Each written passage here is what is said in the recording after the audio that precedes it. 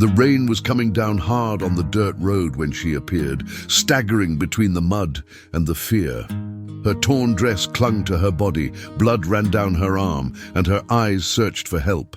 The farmhouse gate was ajar, and the yellowish light from the porch seemed like a beacon in the storm. When the man saw her collapse at the steps, he dropped the lantern and ran. He didn't think about who she was or where she came from. He simply lifted her into his arms, as if holding something he couldn't afford to lose again. That night, the silence of the house was broken only by her ragged breaths. He cleaned her wound with his own hands, improvised bandages, and prayed softly, begging that life wouldn't make him watch death again. The woman, between fever and pain, whispered a plea, "Don't send me back." And he simply replied, "No one goes back from here. Here you stay. This is a story of new beginnings, of healing, and of love born where despair ends." Subscribe to the channel for heartwarming stories every day. Tomas Silva's ranch was at the end of the road, where the asphalt gave way to packed earth, and the world seemed to slow down. It was a modest property with wooden fences in need of repair, a barn that had seen better days, and a house with a wide porch that still held the echo of old laughter. At 43, Tomas had lived alone for nearly a decade, ever since a fever had claimed his wife and infant son during a cruel winter. His day always started the same. He'd wake before sunrise, light the wood stove, brew strong coffee, and head out to tend to the animals. He had 7 dairy cows, chickens in the yard, and 2 horses he used to ride across the pastures. The work was hard, but it filled the empty hours. At night, he'd sit on the porch with a mug of lukewarm coffee and watch the horizon until darkness swallowed everything. The neighbors said he was a good man, but distant. Polite at Sunday Mass, helpful when called upon, but never one to linger for a chat. There was an invisible wall between Tomas and the rest of the world, a protection he himself had built, brick by brick, since he'd buried his family in the town cemetery.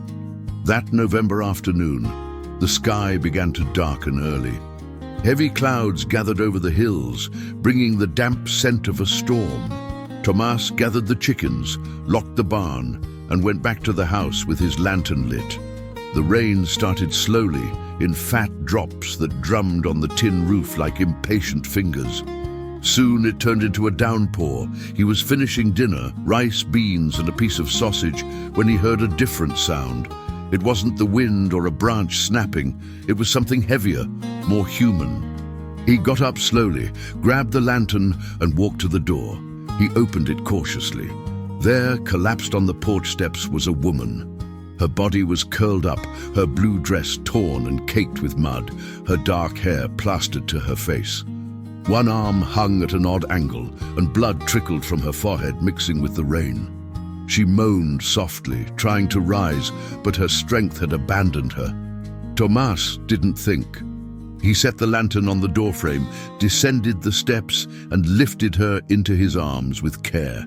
She was too light, almost fragile. Her eyes fluttered open for a moment, green, frightened, pleading, before closing again. He carried her inside, laid her on the living room couch, and rushed to get water, clean cloths, and the first aid kit he'd kept since he had to treat injured livestock. His hands trembled as he cleaned the cut on her forehead, as he fashioned a sling for her injured arm, as he covered her with the wool blanket that had belonged to his wife. The rain continued to fall outside, relentless. Tomas knelt beside the couch, his head bowed, and whispered a prayer he hadn't uttered in years. "Lord, if you can still hear me, don't let me watch another death, not again." The woman breathed slowly, irregularly. He stayed there, watching until exhaustion nearly overcame him. It was then that she stirred, her trembling lips forming almost inaudible words. Don't send me back." Tomas looked at her, and something in his chest broke and mended at the same time. "No one goes back from here," he replied, his voice hoarse. "Here, you stay." And that night, as the storm washed the world outside, something began to change within the silent farmhouse.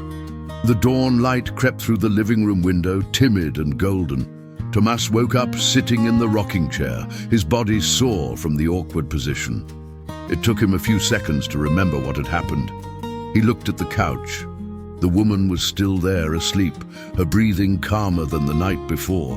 The blanket rose and fell with the slow rhythm of deep sleep.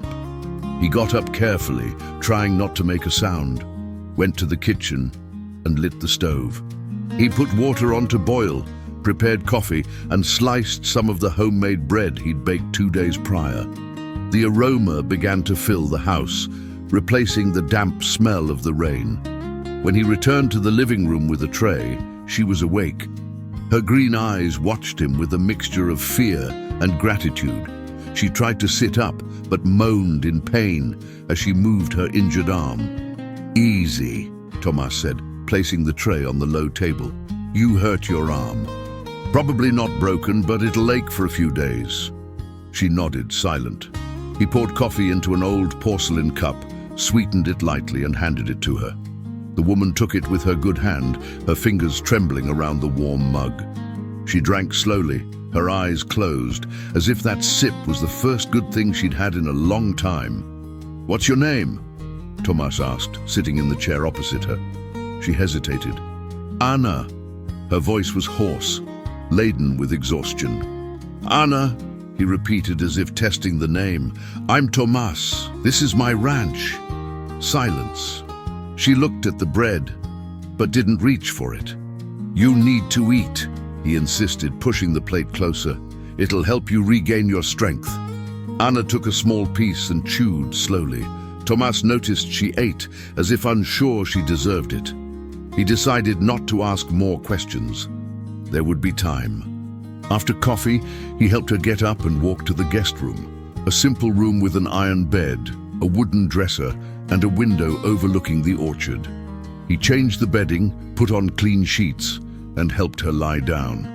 "I'll get some warm water for you to wash your face," he said, "and I need to look at that cut again." She just nodded. When he returned with the basin, she had already closed her eyes. Tomas wet a clean cloth and gently wiped the dried blood from her forehead, her neck, her arms.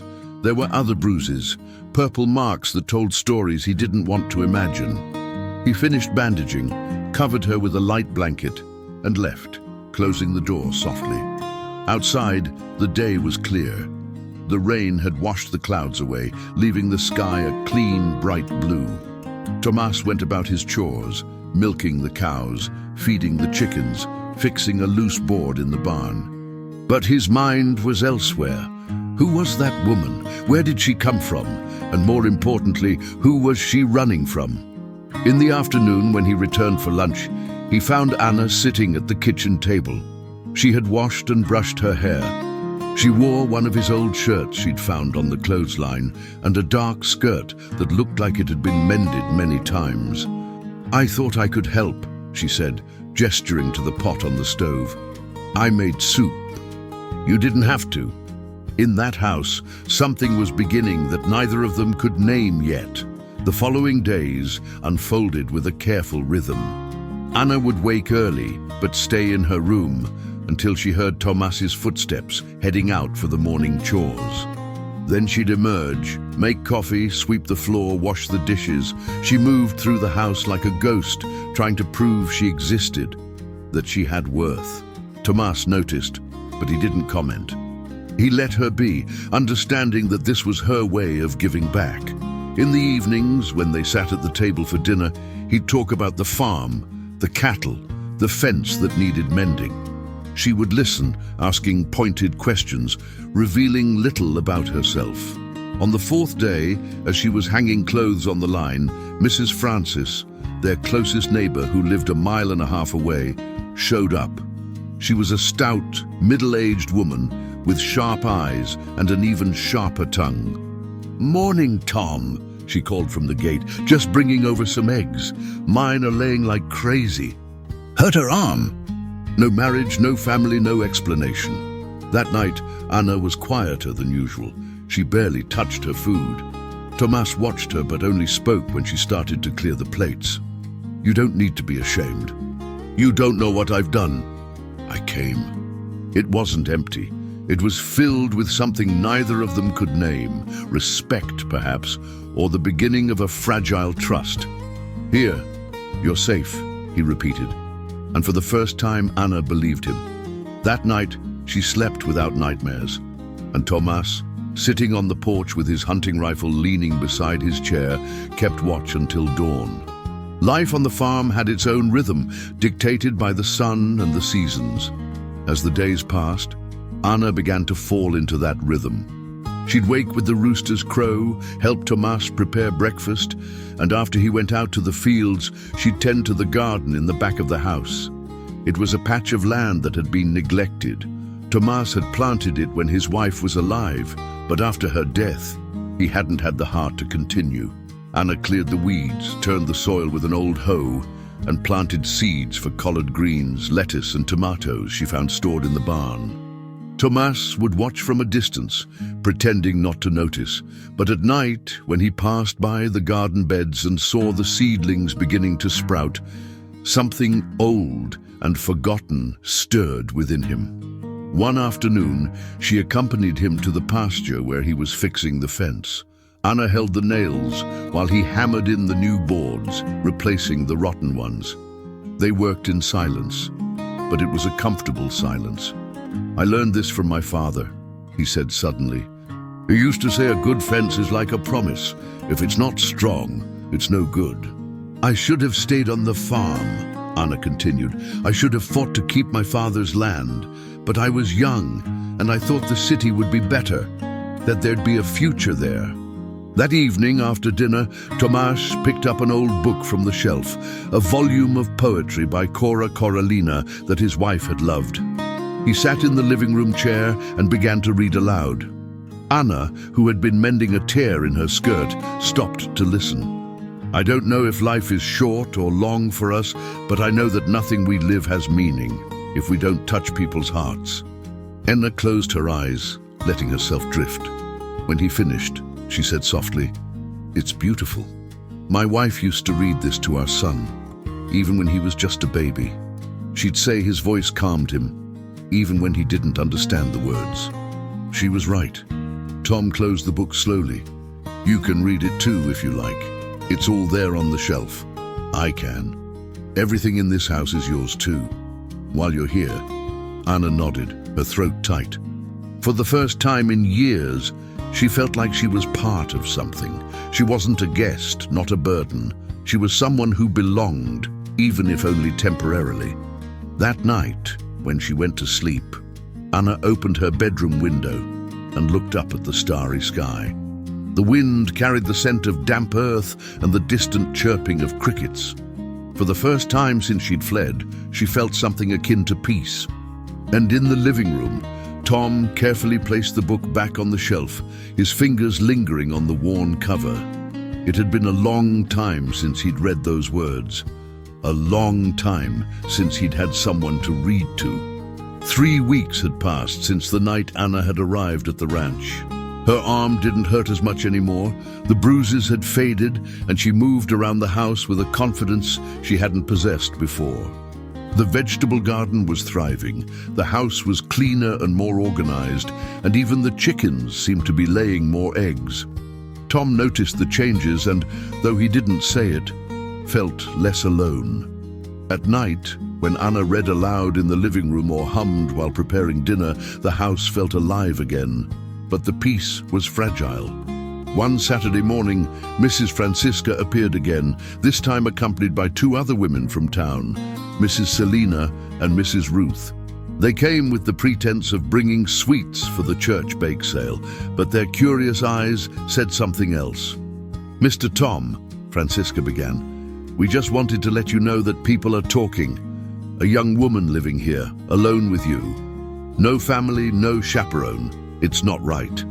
Tom was on the porch, sanding a piece of wood. He didn't stop working. "What's not right is people meddling where they're not invited." Mrs. Selina, a thin woman with a shrill voice, butted in. "It's for your reputation, Mr. Tom, and hers too. If this continues, they'll start saying worse things." Let them talk.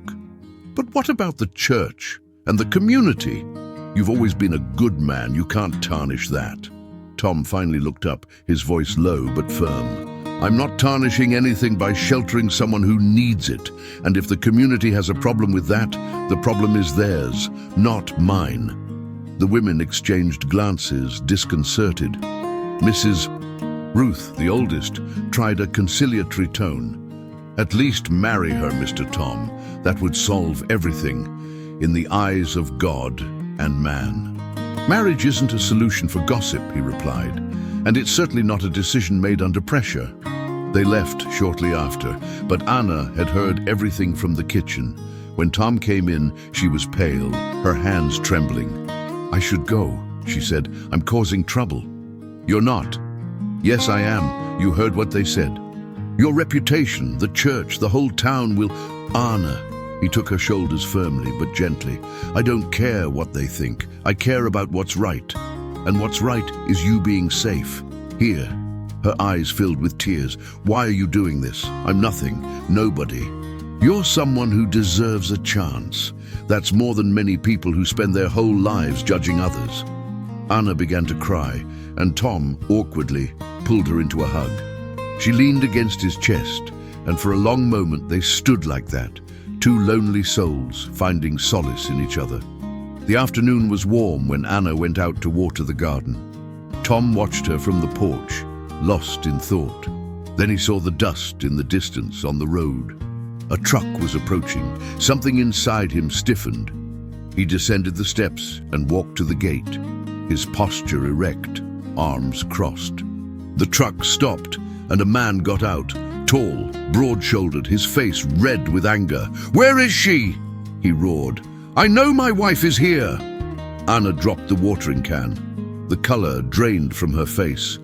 Tom didn't move. There's no one here who belongs to you. The man took a threatening step forward. She's my wife. It's my right to take her back. Right? Tom took a step forward too, firm. Right is what you lost when you raised your hand to her. The silence that followed was tense. The man looked at Tom, then at Anna, who now stood in the middle of the yard, her body rigid with fear. Come on, he ordered. Let's go home. Anna didn't move. Tom spoke before she could answer. She's not going. Who do you think you are? Someone who isn't going to let you take her. The two men stared at each other. After a long moment, the husband spat on the ground and returned to the truck. But before getting in, he turned and said, This isn't over. The engine roared to life and the truck disappeared down the road, kicking up dust. Tom went back to Anna. She was trembling from head to foot. He led her inside, sat her in a chair, and made her hot tea with sugar. He'll come back, she whispered. Maybe, but I'll be here too. That night, Tom didn't sleep. He sat on the porch, rifle in his lap, his eyes fixed on the dark road. And inside the house, Anna cried until her body couldn't take it anymore, and sleep finally came, a restless sleep filled with nightmares. The following days were filled with suppressed tension. Tom reinforced the locks on the doors and windows, kept the rifle always within reach, and avoided going far from the house. Anna barely ate, fear stealing her appetite. At night, she would wake up screaming, and Tom would have to go into her room to calm her, hold her hand until the trembling passed. I'm sorry, she'd say between tears. I'm sorry for all of this. There's nothing to be sorry for. But there was. Anna carried a weight that went beyond the fear of her husband. It was shame, guilt, the feeling that she didn't deserve to be saved. One Sunday morning, while Tom was in the barn, Anna decided to go into town. She needed bread, a few things the pantry was missing. But more than that, she needed to face the stairs, to prove to herself that she wasn't a coward anymore. The town was small, a central square, a white-fronted church, a few shops, and the bakery. Anna walked in with her head held high, but she felt the stares immediately. Conversations died when she passed. Hands rose to cover mouths that whispered. In the bakery, the silence was even heavier. She asked for 2 loaves of bread and paid. The owner, a middle-aged woman named Mrs. Lords, wrapped the bread without looking at her.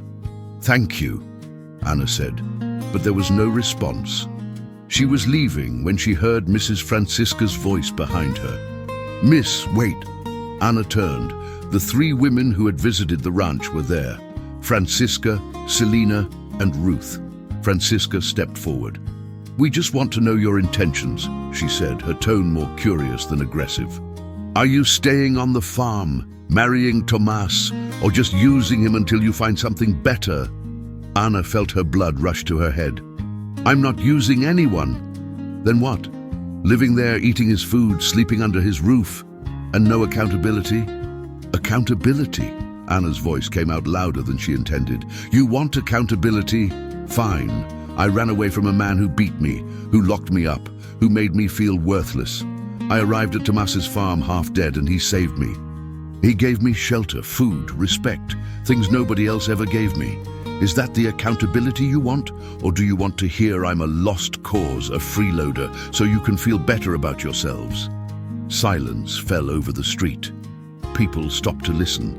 Anna continued, her voice trembling but firm. "I don't know what the future holds. I don't know if I'll stay or go. But I know that for the first time in years, I'm truly alive. And if that bothers you, that's your problem. Not mine." She turned and walked back towards the road, her heart pounding, her legs wobbly, but she didn't look back. When she reached the farm, Tomas was at the gate. He'd seen her leave and had been worried. Anna handed him the bread, her face still flushed. "I said too much," she said. "The whole town heard. Now they'll talk even more." Tomas took the bread, but his eyes were on her. "You said what you needed to say. That's what matters." Anna took a deep breath. "I don't know if I did the right thing." "You did." He hesitated, then continued. "You know, when I lost my wife and son, I thought I had no right to be happy anymore. That living was just about fulfilling obligations. But you came here and you changed that." She looked up, surprised. "I'm not saying it's easy, or that I know what to do," he continued, "but I know this house was dead, and now it's alive because of you." Anna felt a lump in her throat. "You saved me too, Tomas. In ways you can't imagine." They stood there in the yard, the afternoon fading around them. There was no kiss, no promise, just the silent certainty that something true was being born between them. And for the first time, Anna didn't feel ashamed of it. The peace lasted exactly 4 days. On Thursday, 2 men appeared at the farm. They didn't arrive by truck, but by car, a black official sedan. They were the sheriff from the next town over and a clerk. Tomas met them at the gate, his posture defensive. "Can I help you?" The sheriff, a man with a grizzled mustache and tired eyes, took off his hat. "Mr. Tomas Silva? That's me. I received a complaint. They say you're holding a married woman against her will. Is that true?" Tomas felt his blood run cold. "I'm not holding anyone. Anna is here because she wants to be." "Anna," the sheriff repeated, making a note. "Is she here?" "She is. I need to speak with her." Tomas hesitated, but he knew he couldn't refuse. He called Anna, who came from the kitchen, wiping her hands on her apron. When she saw the men, she paled. "Ma'am," the sheriff began, "your husband, Mr. Carlos Mendez, has filed a report stating that you were coerced into leaving the marital home and are being held here against your will. Is that true?" Anna took a deep breath. "No.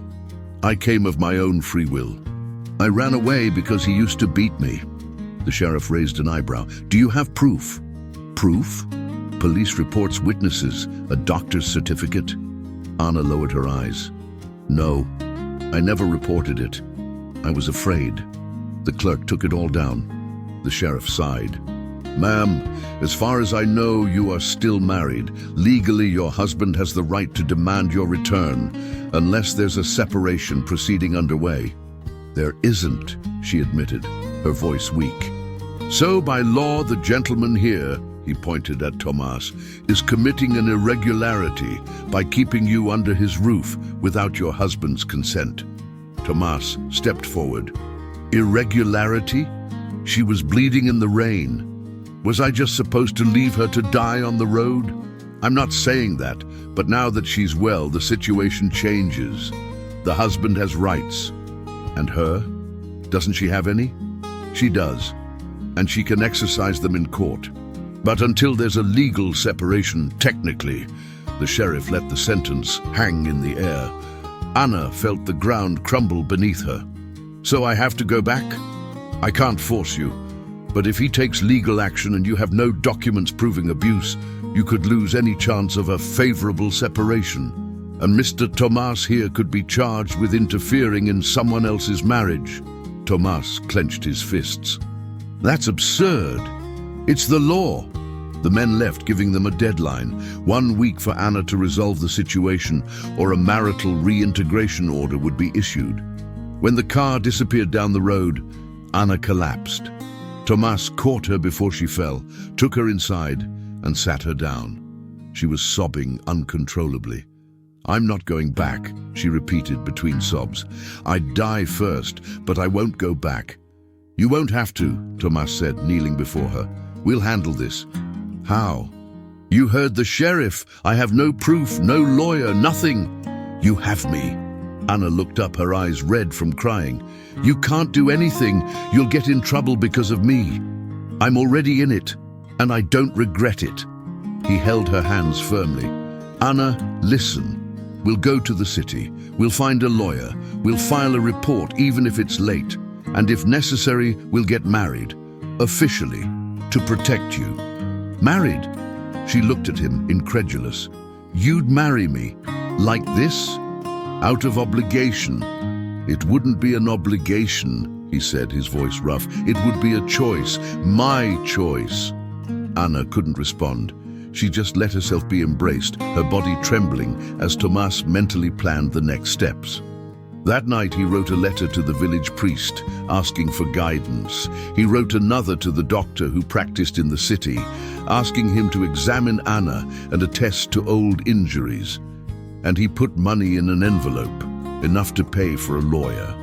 He was willing to do whatever it took, because for the first time in years, he had something to fight for.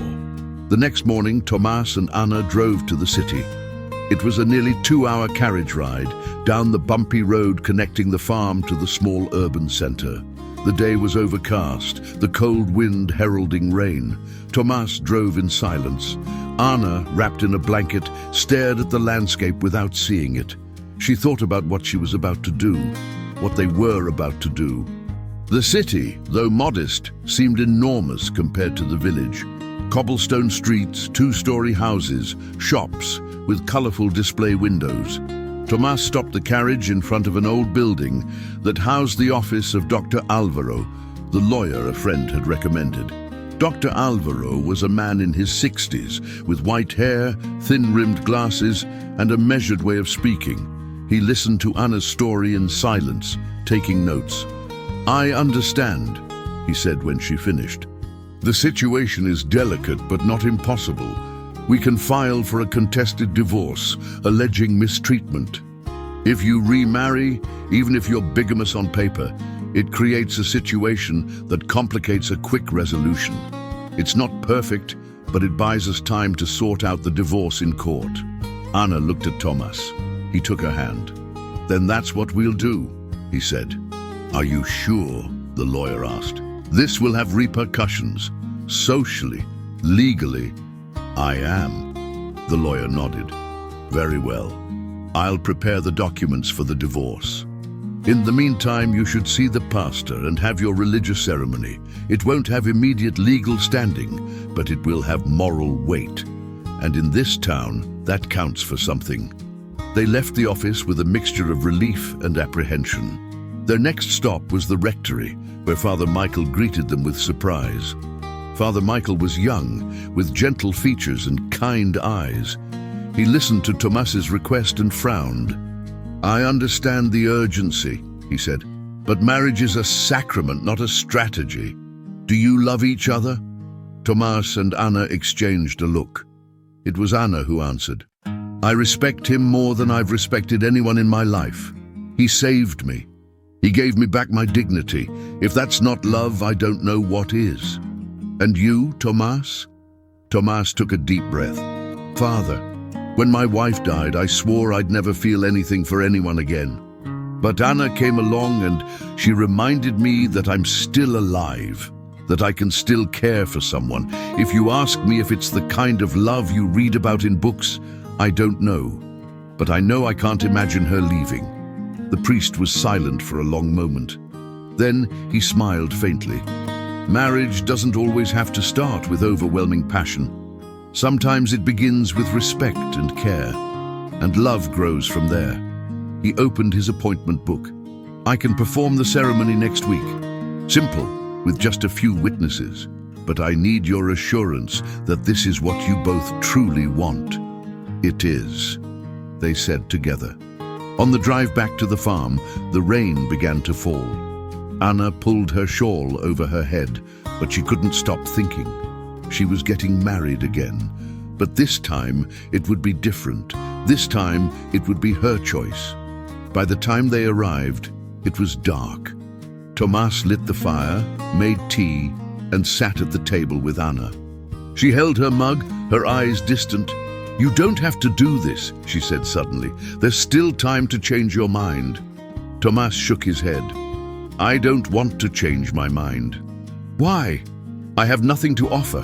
I'm just... You've already given me everything, he interrupted. You made me feel like this house is a home again, not a prison of memories. Anna felt her eyes sting.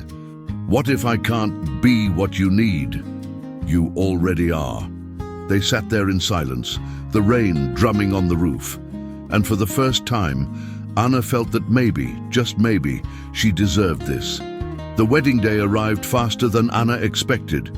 It was a simple ceremony in the town church, with only 4 witnesses. Mrs. Lourdes from the bakery, Dr. Alvaro, the doctor who had examined Anna, and Father Michael himself. Anna wore a simple, light blue dress that Tomas had bought in town. He wore the suit he'd kept since his wife's funeral. Both were nervous, but when they joined hands at the altar, something settled within them. A quiet certainty. Tomas Silva, do you take Anna as your wife, to love and to cherish, in joy and in sorrow, in sickness and in health? I do. Anna, do you take Tomas as your husband, to love and to cherish, in joy and in sorrow, in sickness and in health? I do. The priest smiled. Then, by the power vested in me, I now pronounce you husband and wife. There was no kiss, just a firm clasp of hands and a look that said everything. The reception was at the farm, nothing elaborate, just coffee, cake, and a few friends Tomas had made over the years. Mrs. Lourdes, who had been suspicious at first, brought pastries. The doctor brought wine, and even Mrs. Francisca showed up, bringing a hand-embroidered tea towel. Sorry for intruding, she said sheepishly. We just wanted to look out for our Tomas, but I see now he can take care of himself. Anna accepted the gift with a shy smile. Thank you. The afternoon passed peacefully, but as the sun began to set, the sound of an engine shattered the quiet. Carlos Mendes's truck screeched to a halt in front of the gate. He got out, fury in his eyes, followed by 2 men Anna recognized, his brother and his brother-in-law. Tomas, who had been on the porch, descended the steps slowly. The guests fell silent. You! Carlos shouted, pointing at Anna. Get out of here now! Anna froze. Tomas stepped between them. She's not going anywhere. Not going anywhere? Carlos let out a bitter laugh. She's my wife, legally mine. Not anymore. Tomas pulled the marriage certificate from his pocket. She's my wife now, before God and the law. Carlos snatched the paper from his hand, read it quickly, and tore it up. This means nothing. She's still married to me. The lawyer has already filed for an annulment of your marriage, Tomas said, his voice firm, for abuse and emotional abandonment. There are witnesses, there's a medical report. You're going to lose. Carlos's face turned red with anger. He took a step forward, but the doctor and Dr. Alvaro moved to stand beside Tomas. Mrs. Lourdes took Anna's arm, pulling her back. You don't know who you're messing with, Carlos snarled. Oh, I do, Tomas replied. "With a coward who hits women, and cowards are only brave when they're alone." Carlos's brother tried to advance, but his brother-in-law held him back. "It's not worth it," he said, looking around. There were more people here than they expected, and they were all on Tomas and Anna's side. Carlos spat on the ground. "This isn't over." "It is," said Father Michael, who had emerged from the house. "Because if you continue to disturb this family, I'll make sure to tell everyone at next Sunday's service everything I know about you, and I guarantee the community won't be pleased." There was a tense silence. Carlos looked around, saw he was outnumbered, and backed down. "You'll regret this," he said to Anna. She, for the first time, lifted her head and met his gaze. "I already do." "For staying with you so long." Carlos climbed into his truck, his cronies behind him, and sped off, kicking up dust. When the sound of the engine faded, Anna collapsed. Tomas held her, but this time it wasn't fear. It was relief. Relief so profound, it ached. "It's over," he whispered in her ear. "It's really over." And as the guests resumed their conversations, slowly bringing the party back to life, Anna cried. But they were tears of liberation. 3 months had passed since the wedding. Autumn had arrived, bringing cold winds and foggy mornings. The farm, however, had never been more alive. Anna's garden was thriving. Plump cabbages, red tomatoes, crisp lettuce. The chicken coop was producing eggs in abundance. Tom had remodeled the barn with the help of neighbors who, little by little, had become true friends. The house, once silent, now echoed with the clatter of pots and pans, laughter and conversations at the dinner table. Anna woke early, but not out of obligation. She woke because she loved watching the sunrise through the kitchen window as she made coffee. She loved hearing Tom whistling outside as he tended to the animals. She loved the routine she had built, a chosen routine, not one imposed. At night, after dinner, they would sit on the porch. Tom would read aloud and Anna would sew or just listen, her head resting on his shoulder. There was no rush, no pressure, just each other's company. One of those nights, Anna put down her sewing and looked at him. "Can I ask you something?" "Of course." "Do you regret it?" Tom closed the book, his brow furrowed. "Regret what?" "Taking me in, marrying me, changing your life for me." He was silent for a moment, thinking. Then he replied, his voice calm. "Anna, when you arrived here, I was a dead man inside. I lived, I worked, but I felt nothing. I expected nothing. You reminded me that it still makes sense to be alive, that I can still care, protect, love." He took her hand. "So no, I don't regret it. Not one bit." Anna felt tears welling up. "Me neither. For the first time, I know what it's like to have a real home." They sat there, hands clasped, as night fell over the countryside. And in that comfortable silence, Anna realized that love hadn't been born in a grand moment, a passionate declaration. It had grown little by little in daily care, in patience, in mutual respect. It had been born in the small things, the coffee made with affection, the blanket adjusted during the night, the gesture of holding the door open, the kind word after a difficult day. It was a quiet love, but solid, like the earth they stood on, like trees that grow slowly but put down deep roots. Weeks later, Anna discovered she was pregnant. The news came on a bright, sunny day, delivered by the doctor who had examined her.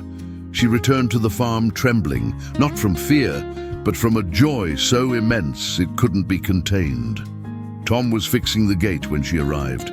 Anna got down from the buggy and walked towards him, her eyes shining. "Tom!" He dropped the hammer, his expression concerned. "What is it? Is everything okay?" "It is." She took his hands. "More than okay. I'm expecting a baby." Tom stood frozen. For a moment, Anna feared he wouldn't want it, that the memories of their lost child were too strong. But then he pulled her into a tight embrace, his body shaking. "Thank you," he whispered, his voice thick with emotion. "Thank you."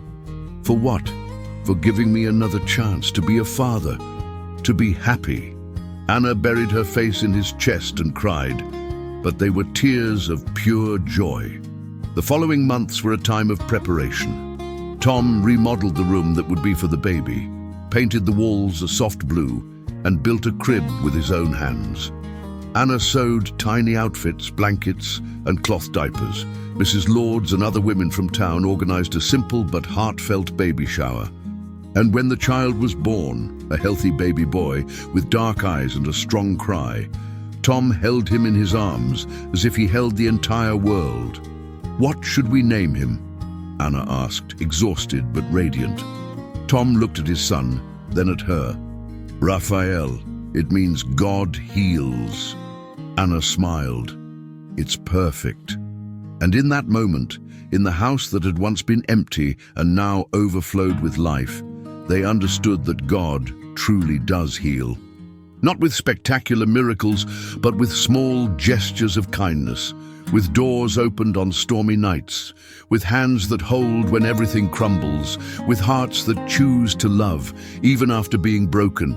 Because sometimes redemption doesn't come from where we expect.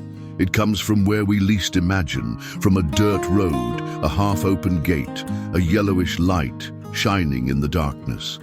And there, on that farm at the end of the road, love was born exactly where despair had ended.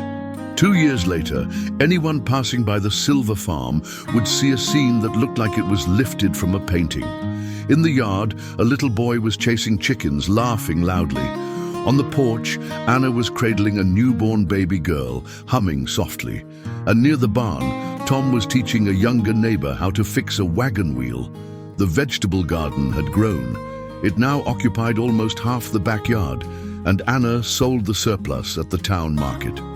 With the money, they bought more animals, expanded the barn, and even hired a helper for the harvest seasons. But more than material prosperity, what had changed was intangible. The house had laughter, it had warmth, it had life. One Sunday afternoon after lunch, Tom and Anna sat on the porch while the children napped. He held her hand, their fingers intertwined in a gesture that had become natural. "Are you happy?" he asked suddenly.